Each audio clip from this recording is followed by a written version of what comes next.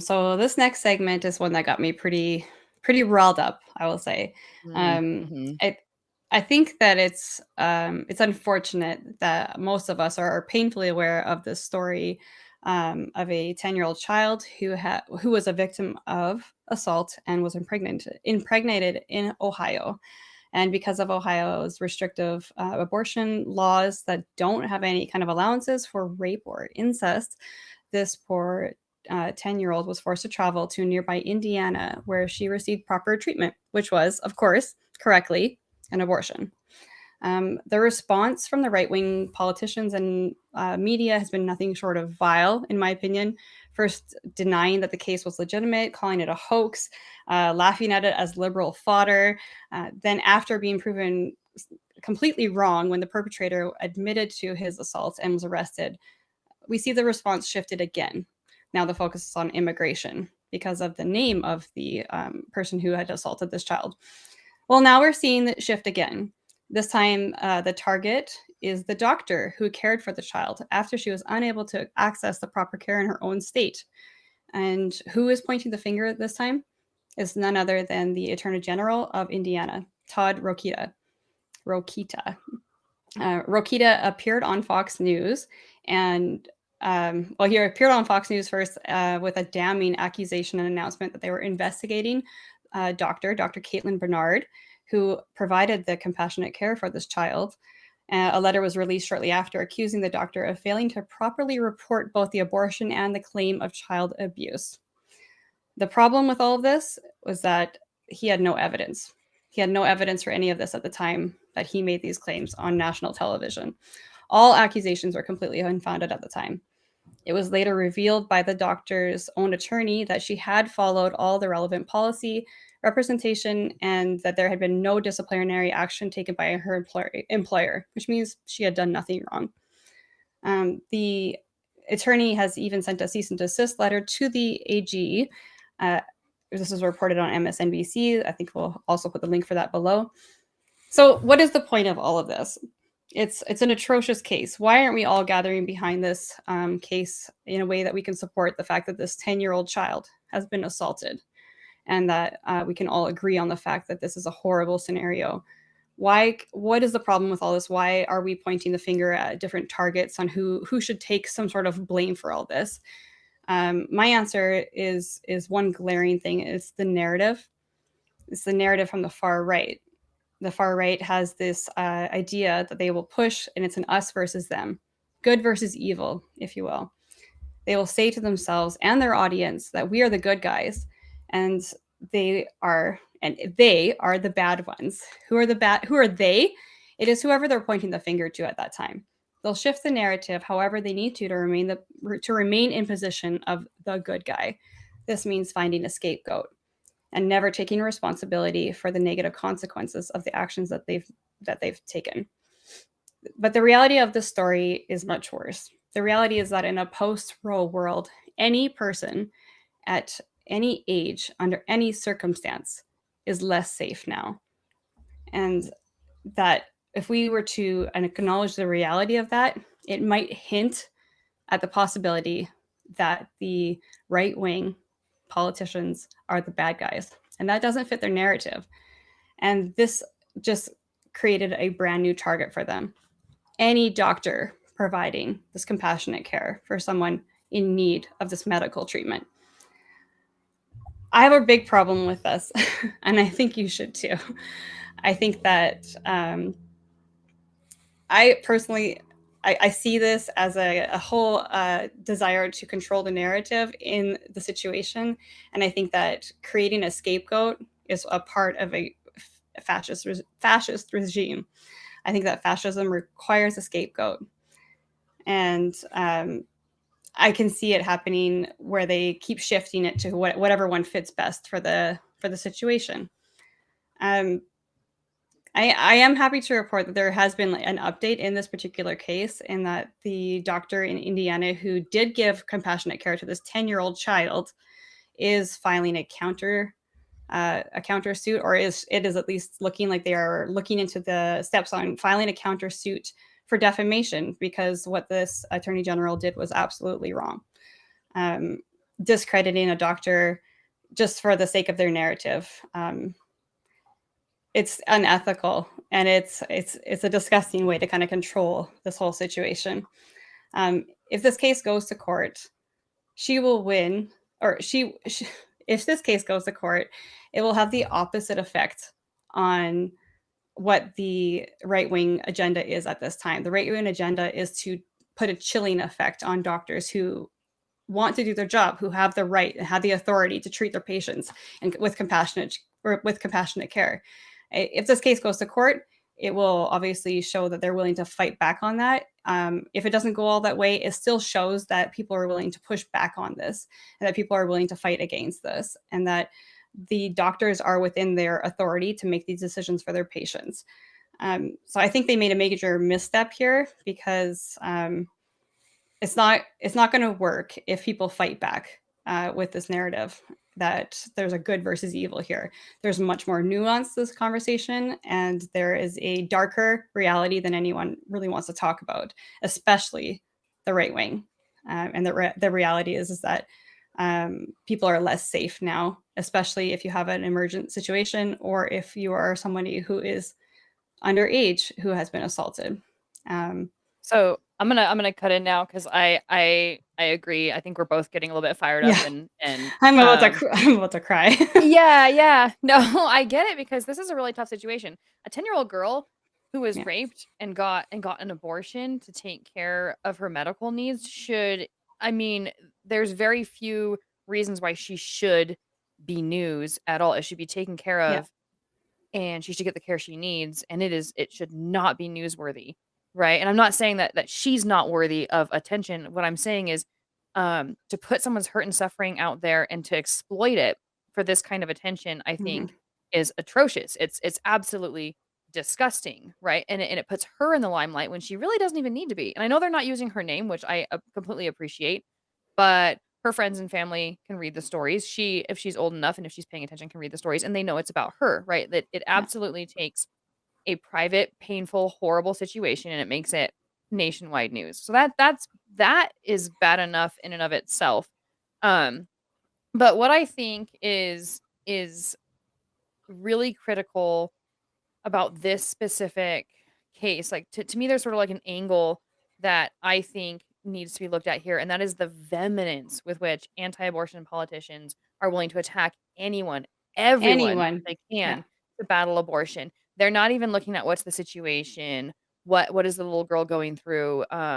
They go straight to finding, okay, well, sure, she crossed state lines. Okay, so it's legal there. Okay, so how can we paperwork, the doctor, paperwork. And if you read the letter from the Attorney General, the main complaint was that the two I think it was a federal and a state agency, didn't supply proof of the paperwork soon enough for him, quickly enough. Now, my understanding is that there was like a 3-day time frame, but these are logistics. These are things that people, like, it goes through the process, right? They're backdated. People get the paper. The government. They receive papers. They get the the dates. It's put on. Yeah, it's not like these things are like, it's not the same kind of process. So to politicize and publicize nationally on TV these honestly boring logistical things that people do in this line of work where you're filing paperwork and it gets put through. My understanding is that the paperwork, everything was done appropriately. It's just that these things take time to get processed. And this person took this, the AG took the opportunity to jump on it because it's seen so quickly as a new target. And this is who we can pin the blame on. And as long as they're pinning the blame on somebody else, it takes the focus off whether their actions have been harmful. And it completely negates what we're actually should be talking about, is that there's this 10-year-old child. And yes, I think it's tragic that this young girl has been made a poster child for this whole situation. Right. But it's also not uncommon. And that's the part that people need to get. This is not like a one-off that we need to somehow, make explanations for and point our fingers in the right things and cross our T's and dots our I's and make sure. This happens on a fairly regular basis. And that's the story. That's the story that people need to understand. And that is why we need to protect these rights, because this situation happens more frequently than anyone wants to admit. And we Nate, need what to do you think about all protect these this? people. Oh, sorry, I didn't mean to cut you off. I thought you That's were done. okay. But yeah, Nate, I want to That's hear your point fine. of view. No, I'm trying to do what more people with penises should do when the topic of whether to have an abortion comes up, and shut the hell up and let the people with uteruses decide.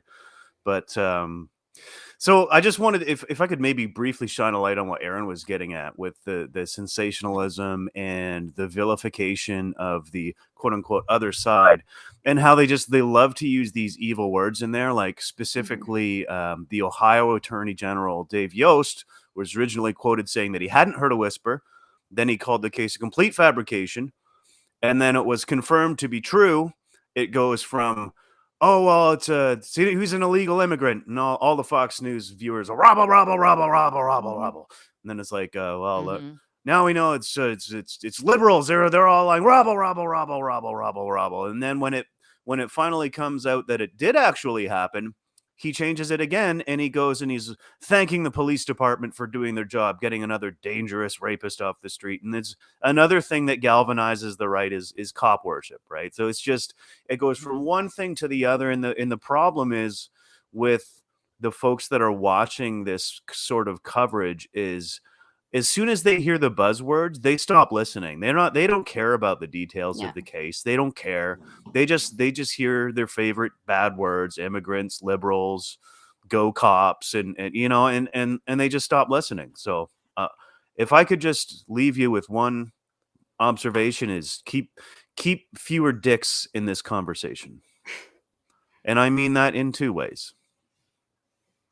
I don't know. I disagree that you have to have a uterus to have an opinion on abortion. I do think that one person legislating on behalf of the health or wellness of another person is tricky, right? Like that's where I draw the line. So even if you have a uterus and you're anti-abortion, you have no business talking to me about my body, right? And I'm talking to uterus owners. That's what I was out there, getting at, yeah. right? So yeah, I think that anyone can have an opinion in the conversation. I think the problem is, what are we really doing to protect people and their health? So instead of the right having this opportunity to say, you know what, there are opportunities or situations in which abortions are very valid, and we're going to at least meet them. I mean, like, we could have the argument about they should be valid across the board, blah, blah, blah, blah, blah. And like, we can nitpick all the details, but there's an opportunity for them to at least meet us a little bit in terms of there's an opportunity for wellness. Compromise. There's an opportunity for compromise, and that is love putting and compassion. Yeah, and that's the decision which we could meet halfway and put doctors in charge of the well-being of patients, rather than making it a moral or a legal thing.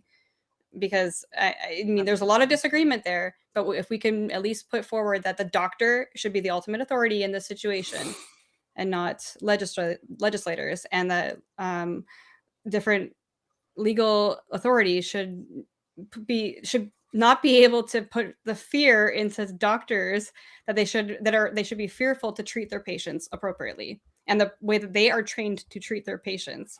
I think, like, that's the whole objective in this. Even if let's say he knew that this was all a sham, the whole point was to put some fear in the doctors, and so that they will fall in line, because the narrative is that they are the good guys, they are fighting the good fight, and everyone else is bad, and everyone needs to fall in line, or else. It's a warning, right? So I'm really glad that they're fighting back against this, because it shows that there is pushback, that you are not just going to make everybody bend over to your will in the situation, and you're not just going to say these bullshit lines about people that are not true. We're going to fight back on it. Well, and go ahead, Nate. I just wanted to briefly touch on one thing that I read. The last article that we're going to share with you folks today is like a state-by-state breakdown of some of the legislation that has been coming into effect ever since the death of Roe versus Wade. And one that I found particularly telling was a Louisiana bill that forbids mail-order conception. So, like, it criminalizes people getting contraception through the mail, through a courier, online, from anywhere else. And like, I'm not an American, but it occurs to me that the U.S. Constitution gives Congress the power to regulate commerce. So a state cannot make it illegal for you to shop elsewhere. It's in Article 1, Section 8, Clause 3 of the U.S. Constitution. So again, this is like kind of like Erin was saying, they're just grandstanding because it's completely unconstitutional. The Louisiana bill is just as impotent as the Indiana AG and as his threats. Do you want to know what I have to say about that? Nate Smith for I president. do. Like as a Canadian, you know more about the Constitution than our own U.S. Politicians and yeah, no, it's ridiculous. But one thing I wanted to say, To be like, fair, going I back had to look it something- up, but I knew it was in there. But dang, you did the research, so 10 points for you. But I did want to go back to something that Erin was saying when she talks about the damage done, right? You this could so easily have been presented in a different way as evidence for, hey, maybe we do need to rethink this Roe versus Wade thing. Hey, maybe we do need to talk about this more. Hey, here's an example of maybe where we need to not be too hasty with just burning the whole ship down, right?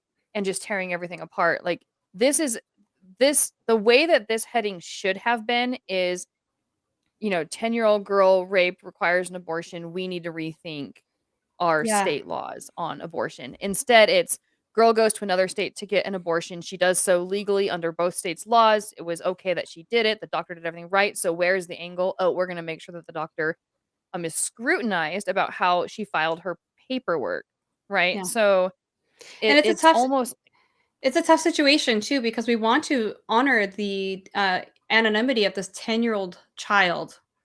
She's a child. I get really passionate right. about this. I have a 10-year-old daughter. So when this issue came up, I get fired up about it. My 10-year-old child cannot ride in the front seat of my car. She's too young. My 10-year-old child cannot babysit someone else's kids. She's too young. Right. My 10-year-old daughter stands just below 4'10", and her waist is 22 inches. I measured it not too long ago, just for interest's sake. She's tiny, and the fact that we can't put this human front on it, for good reason, we can't put a human front on it because she's a child. That part gets diminished behind all of this, and it's so upsetting for people who are actually taking the time to think about the situation logically. It's very upsetting. Yeah. And I think you're right about the fear mongering. That was what I really, if I have any final takeaway from this article, like overall takeaway, it's that the only angle I can really think of in which this is news and in which the AG is trying to make something happen is that fear mongering aspect. Because one of two things happens. Either nothing happens with it and he doesn't prosecute this woman and she goes back to doing her job, but now every other doctor remembers what happened, or even worse, he does prosecute her, and that puts even more fear into doctors.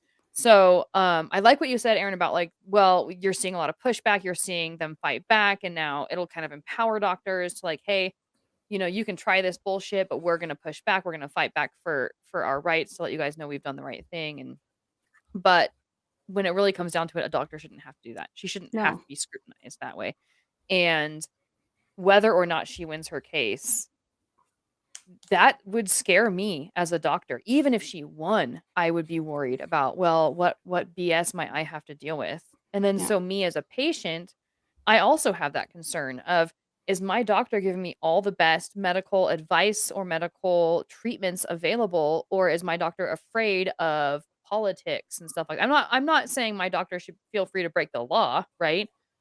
No, but you're absolutely right. And there's been countless reports of doctors coming out, not just in Indiana, but across all of the different states where there's been restrictions put in place, and the neighboring states, because of situations like this. This girl should have felt safe to go to the neighboring state where it was legal to get the compassionate care that she needed. But even in a neighboring state, which does not have the same restrictions, they're putting this fear mongering on it. And there's been accounts of doctors who are within that state who are afraid. They're afraid to do their jobs because of this whole grandstanding that's happening right now and this fear mongering. And like a lot of these things, like we had already mentioned, that they have no justification for what they were saying. So I think it's really important that the doctor is taking the time to push back, even though it's an annoyance at this point. It's probably very annoying, the fact that they have to put up with this crap and go and do a counter lawsuit because it makes such a huge statement. Because people who don't look into the stuff further, they might not know. They might just they will follow the headlines, and if they don't hear the secondary headline that now this doctor is suing for defamation, they're gonna be like, oh, so maybe that was what he said not true, because that's how it works with these headlines and people who just follow the news. So it's very important that we support these these small ground level, or whatever you call it, grassroots efforts to try to push back against this huge narrative. It's huge across the entire states. And like, yes, I am Canadian, and yes, I do follow American politics pretty closely. It's really important that we support those smaller organizations that are pushing back, because that's what we have right now. We need to push back against the bullshit. Yeah. And before I pass it off to Nate for closing, for his last thoughts before we move on, I do want to agree with everything that Erin just said. I will add one little tiny thing to that. When you had said that she should have been able to cross state lines to get the medical care that she needed. She's a 10-year-old girl who was raped. She should have been able to walk into any emergency room and get the care that she needed. I know you believe that too, but I really wanted to say that to the audience, because yeah, she should have been able to get the care that she needed right in her own neighborhood. That's all I have to say. But Nate, I'm going to give the last little bit to you before we move on.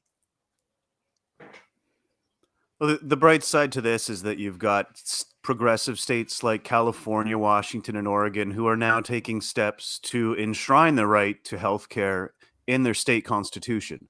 And they're vowing to be havens of sanity in Gilead. So if there is a bright side, that's the only one that I can see. Well said. Well said.